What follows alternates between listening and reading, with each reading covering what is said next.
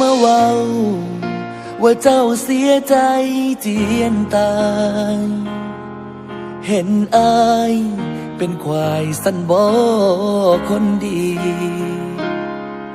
ความหักที่ทุ่มเทไปมีค่าสำกุจีขี่มองอายเป็นคนบ่ดีตีใจอายทำเขาคือคนที่ทำให้เธอเปลี่ยนใจเหตุผลควยควายที่อายต้องยอมรับมันเธอรักเขาทั้งใจเธอไม่ได้รักฉันขอถามตรงๆละกันเพราะฉันข้องใจคันเขาตายสิหักอายบ่หรือต้องรอจนกว่าอายตายขอถามน้องแบบควายสิหักอายบ่มือใดน้องบ่มีเขา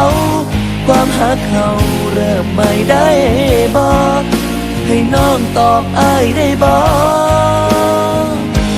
คันเขาตายสิหักอายบ่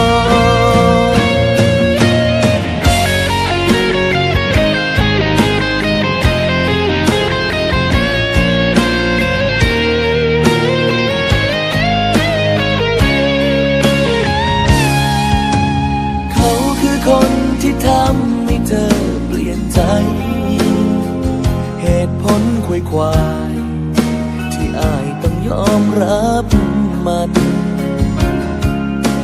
เธอรักเขาทั้งใจเธอไม่ได้รักฉันขอถามตรงๆละกันเพราะฉันข้องใจคันเขาตายสิหักอายบ่หรือต้องรอจนกว่าอายตายขอถามน้องแบบควายสิหักอายบ่มือใดน้องบ่มีเขา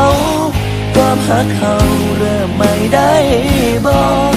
ให้น้องตอบอายได้บ่คันเขาตายสิหักอายบ่หรือต้องรอจนกว่าอายตายขอถามน้องแบบควายสิหักอายบ่มือใดน้องบ่มีเขาความหักเขาเริ่มไม่ได้บ่ให้น้องตอบอายได้บ่คันเขาตายสิหักอายบ่